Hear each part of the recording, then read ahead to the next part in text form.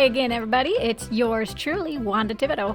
I'm your host for the Faithful on the Clock podcast, the show slow cooked to perfection to make sure that your work and faith align. And today, the episode is all about being a good helper. More specifically, how can you offer support to coworkers in your office or digital space? If you've ever wished somebody would lend a hand to you, or if you're looking for ways to build up the relationships on your team, this is the episode for you. Let's get to it, everybody.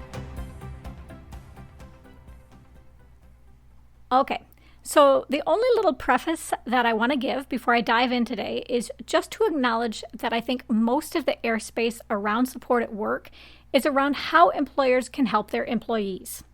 It's all about, how leaders can develop better programs or communicate better. And in a way, that's good, because employers do need to take an appropriate amount of accountability for the environments they create, right? So I absolutely recommend that leaders continue that discussion and try to lay a good foundation there.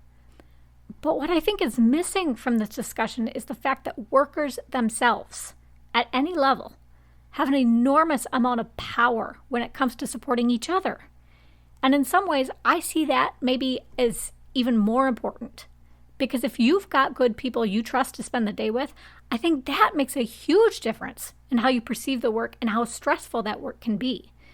You can't always control the decisions the executives or the board makes, but you can control how you engage with, Joe Schmo from accounting. And I'll give you Matthew 5, verse 16.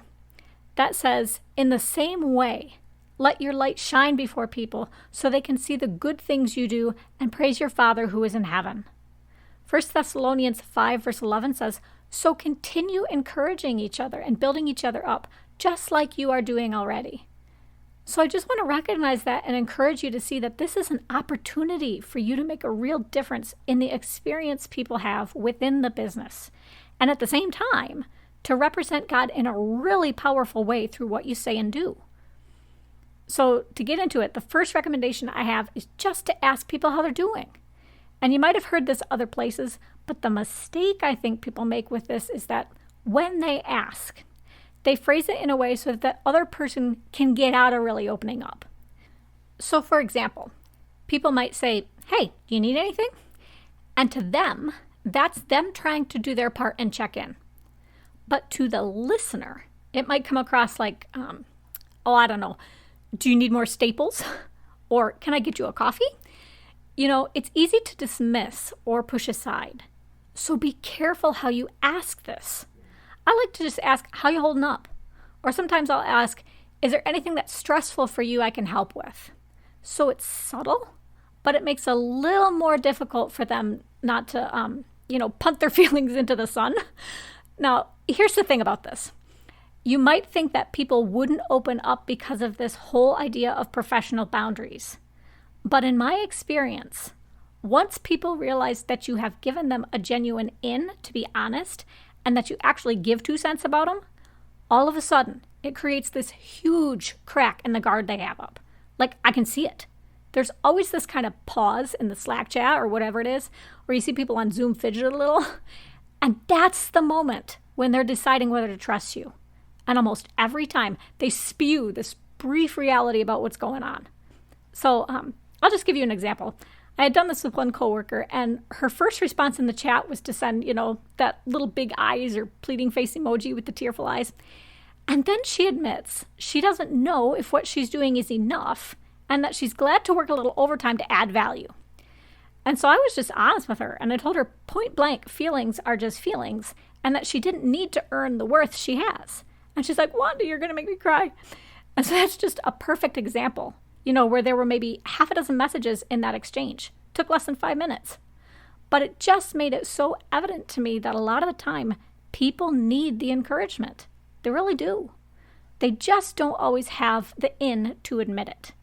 It's like that Robin Williams quote that most people are fighting a battle you know nothing about. So if you just create that in for them, I promise you, a lot of the time, they absolutely will take it.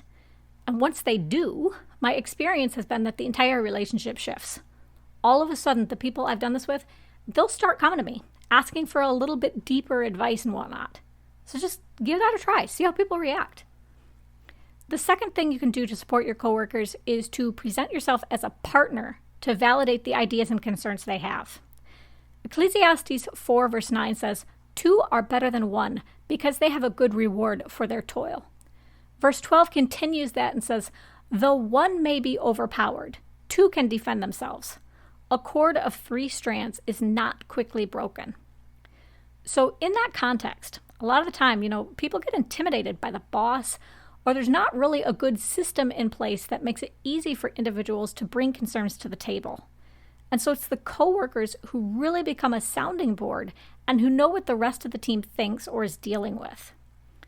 So what I recommend is that you present the next steps that you can take together with your coworker to get some movement or growth. So for example, you might say, "Hey, that's a really critical point. Why don't we go talk to Joe in HR about that?" Or you could say, "I really think that's important for the team.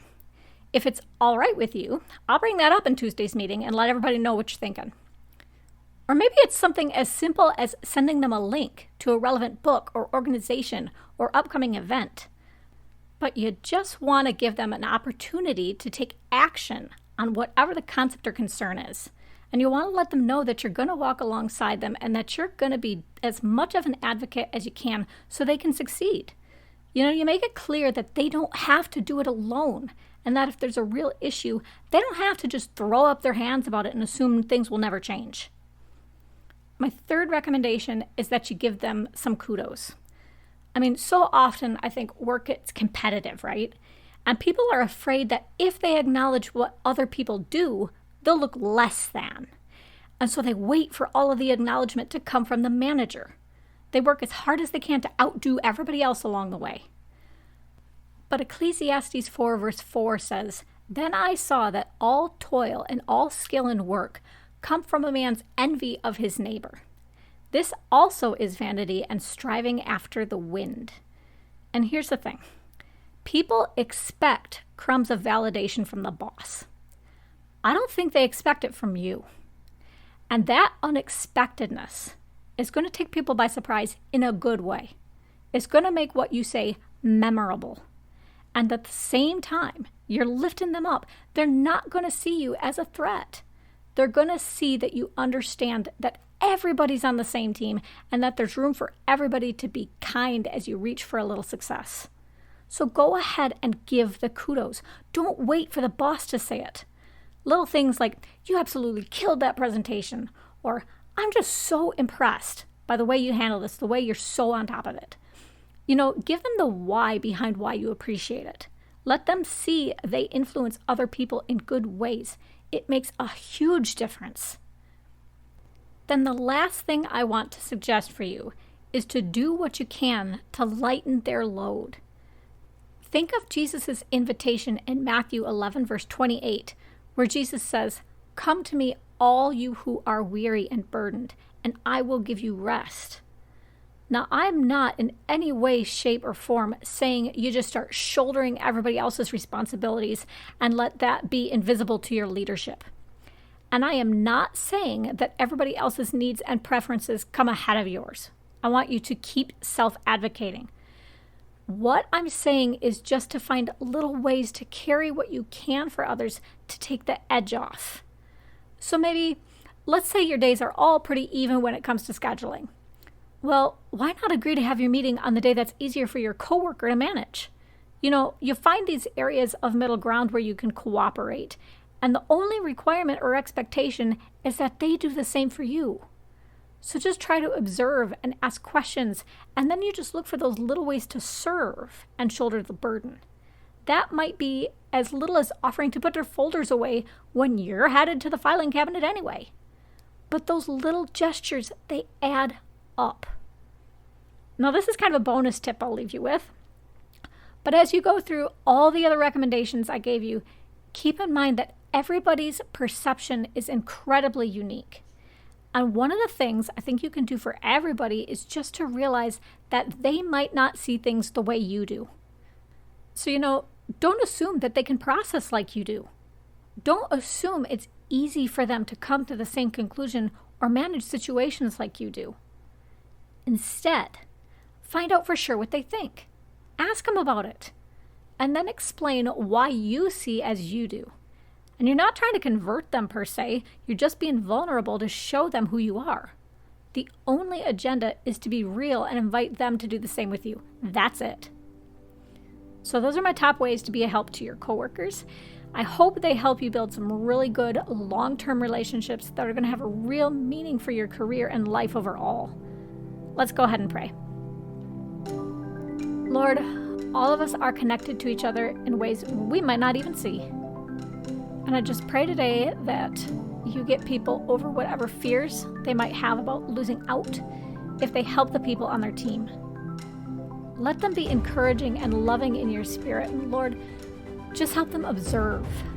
Help them find the people who need that encouragement and love the most, and let them break down the guard those people might have up so they can feel truly welcome in your family. In Jesus' name, I pray. Amen. We have once again reached the end of the show, listeners. Thank you for taking this time with me today. It is just an honor to be able to share with you, and I hope that the show has uplifted you and made you a little more ready for whatever you've got on your plate. If that's true for you, please go to patreon.com/faithfulonthe-clock and become a supporting member for the show. Don't wait, okay? Do it today. You'll get all kinds of extra goodies if you sign up. Next episode, join me when I talk about Joseph in Pharaoh's prison. I'll be explaining how to keep your environment from hijacking the godly principles and behaviors you have. It's going to be a good one. Until that drops, be blessed.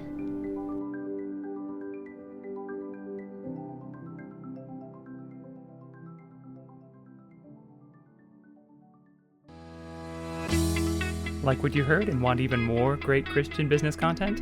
Head on over to patreon.com/faithfulonthe-clock to become a supporting member for the show. You'll get access to options like early episode access, bonus episodes, videos, Bible studies, curated articles, and more in a tiered plan that's right for you. Show your support for this podcast, and remember, enormous change can start with you.